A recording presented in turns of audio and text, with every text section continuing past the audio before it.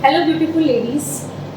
आज मैं स्टार्ट करने वाली हूँ प्रेगनेंसी सीरीज़ वीडियो, जिसमें एज़ पर मंथ मैं सब कुछ बताऊँगी आपको। आपके सिम्टम्स क्या होंगे, उसका समाधान क्या होगा, आपको कौन से टेस्ट कराने हैं, कौन से अल्ट्रासाउंड्स कब कराने हैं, आपके खाने में क्या बदलाव लाने हैं, किस तरह का खाना खाना है और किस तरह की एक्सरसाइज करनी है, अपने आप को रिलैक्स करने के लिए आपको कब क्या करना है।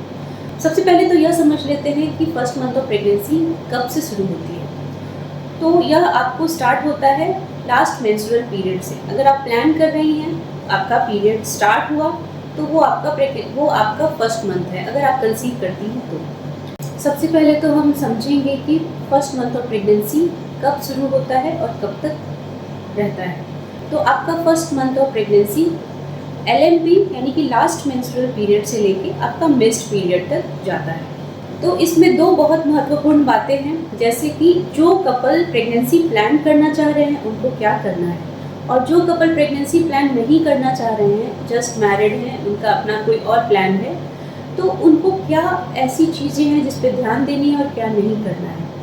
तो पहले हम बात करेंगे वो कपल जिनको बच्चा चाहिए। तो सबसे पहले हम बात करेंगे ओवुलेशन के बारे में। ओवुलेशन क्या है? ओवुलेशन एक समय है जिस समय आपका अंडा फूट रहा है, और यह जब अंडा फूटता है उस समय पति का कीड़ा आकर मिलता है, फर्टिलाइजेशन होता है और आपका बच्चा बनना शुरू हो जाता है। और यह हमको बच्चा बना है या नहीं बना है यह पता चलता है जब आपका अगला पीरियड मिस होता है और हम लोग प्रेगनेंसी टेस्ट करके देखते हैं और उसमें 2 रेड लाइन मिलता है। तो ओवुलेशन का जो टाइमिंग है वो क्या होगा? तो आपका साइकिल 28 दिन प्लस 5 डे या 28 दिन माइनस 5 डे, यानी कि आपका साइकिल 24 दिन, 25 दिन, 26 दिन शॉर्ट साइकिल हो सकता है, या आपका साइकिल लॉन्ग हो सकता है जो 30 दिन, 32 दिन, 34 दिन का होगा। जिनका साइकिल शॉर्ट होगा उनका ओवुलेशन 14 दिन से 2 से 3 दिन पहले हो सकता है, और जिनका साइकिल लॉन्ग है उनका ओवुलेशन 14वां दिन से 2 से 3 दिन बाद हो सकता है। ओवुलेशन को घर पे ट्रैक किया जा सकता है। ओवुलेशन को ट्रैक करने का तरीका, एक तो जैसे प्रेगनेंसी टेस्ट करते हैं पेशाब के द्वारा, उसी तरह घर पे किट से पेशाब के द्वारा अपना ओवुलेशन ट्रैक कर सकते हैं। दूसरा तरीका है अल्ट्रासाउंड्स के माध्यम से। तो जब भी कोई कपल आते हैं जिनको बच्चा नहीं ठहर रहा है, परेशानी हो रही है, तो हम लोग अपने इन्वेस्टिगेशन में एक फॉलिक्यूलोमेट्री शामिल करते हैं, यानी कि अंडा का बनना, बढ़ना, फूटना, यह सब कुछ हम लोग उस फॉलिक्यूलोमेट्री अल्ट्रासाउंड में देखते हैं। तो घर पे कैसे करेंगे ओवुलेशन को ट्रैक?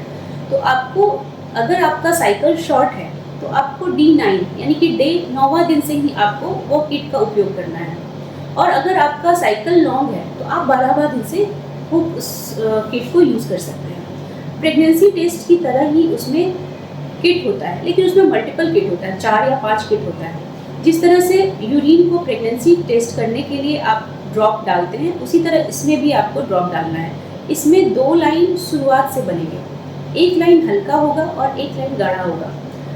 गाढ़ा जो लाइन होता है वो एक इंडिकेटर है कि जो हल्का लाइन है वो भी उसकी तरह कब होता है। तो जिस समय दोनों लाइन एक जैसा गाढ़ा हो जाएगा उस समय आपको ओवुलेशन हो गया। ये ब्लू लाइन होता है। प्रेगनेंसी टेस्ट में रेड लाइन होता है और ओवुलेशन के टेस्ट में ब्लू लाइन बनता है। अगर आपका दोनों लाइन स्ट्रॉन्ग एक जैसा कलर आ गया तो आपका ओवुलेशन हो गया, और यह समय है आपको आपके पति के साथ रहने का। और जो कपल प्रेगनेंसी प्लान करते हैं उनको हम लोग बोलते हैं कि आपको ओवुलेशन के अराउंड पति के साथ रहना है।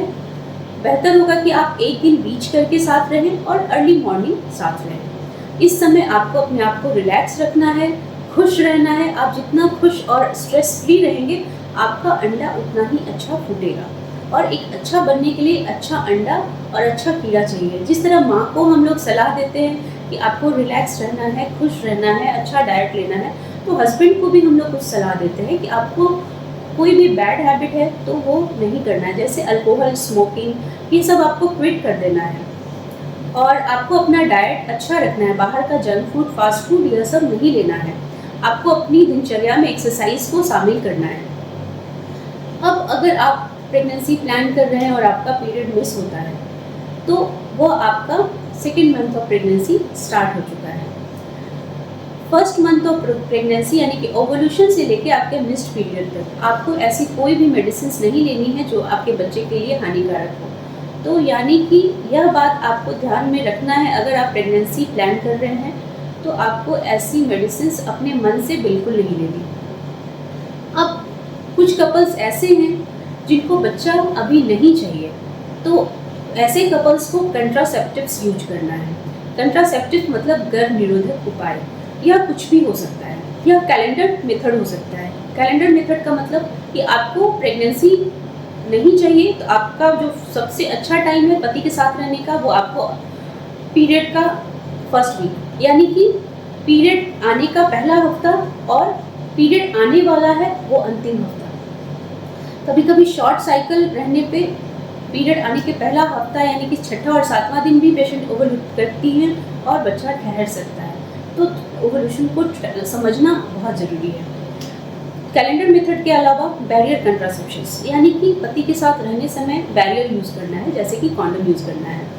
तीसरा मेथड हो सकता है OCP पिल्स, जो आपको अपने डॉक्टर से सुपरवाइज करवा के ही यूज़ करना है। कब खाना है, कैसे खाना है, इसके साइड इफ़ेक्ट्स क्या हैं, इसके इफ़ेक्ट्स क्या हैं, ये सब कुछ आपको समझना है। चौथा उपाय कुछ इंजेक्शंस होते हैं। पांचवा जैसे कॉपर टी होता है, वो कॉपर कौन सा कंट्रासेप्शन किस पेशेंट्स को देना है या हम पेशेंट्स के नीड के हिसाब से डिसाइड करते हैं। जैसे अर्ली मैरिड हैं, जस्ट अभी जैसे कि न्यूली मैरिड हैं, तो हम लोग उनको उनके हिसाब से बैरियर कंट्रासेप्शन या OCP एडवाइस करते हैं। जिनका एक बच्चा हो गया है तो उसमें हम लोग कॉपर टी या फिर इंजेक्शंस यानी कि थोड़ा लंबा गैप के लिए उनको एडवाइस करते हैं। अब दिक्कत यहाँ पे आता है कि अगर आपको बच्चा नहीं चाहिए और आपने कोइटस किया, अनसेफ कोइटस, जिसके बाद आपको यह डर है कि आपको बच्चा ठहर सकता है, तो अगर आपने कोइटस किया तो फिर इमरजेंसी पिल होता है जो कि अपने डॉक्टर से प्रिस्क्राइब करा के ही लेना है, वो आपको 72 घंटे के अंदर लेना होता है। तो इससे बच्चा ठहरने का चांसेस बहुत कम हो जाता है। और अगर आपने आई पिल भी खाया है तो भी आपको पीरियड को ध्यान में रखना है, कहीं पीरियड मिस तो नहीं हुआ, कहीं आई पिल फेल तो नहीं कर दिया। दूसरा चीज़ कि आपने कोइटस अनसेफ कोइटस किया, अब आपको यह डर है कि कहीं बच्चा तो नहीं ठहर जाएगा और आपका पीरियड मिस हो गया, आपका प्रेगनेंसी टेस्ट भी पॉजिटिव आ गया, तो इस समय आपको क्या करना है? अपने डॉक्टर से जाके मिलना है। हमारे आसपास में अबॉर्शन की दवाइयाँ बहुत आसानी से मिल जाती हैं और बहुत सारे पेशेंट्स अबॉर्शन की दवाइयाँ लेना ज़्यादा आसान समझते हैं। पीरियड मिस हुआ, कुछ नहीं करना है, अबॉर्शन की दवाई खानी है। तो ऐसा बिल्कुल नहीं करना है, क्योंकि अबॉर्शन की दवाई किसको कब देना है यह सब अपने डॉक्टर की सलाह के हिसाब से होना चाहिए। इसके साइड इफ़ेक्ट समझने हैं। अगर आपको ब्लीडिंग बहुत ज़्यादा हो सकता है तो उस समय आपको क्या करना है। अगर आप अपने मन से अबॉर्शन की दवाई लेंगे और इमरजेंसी आएगा तो आपको बहुत ज़्यादा परेशानी का सामना करना पड़ सकता है।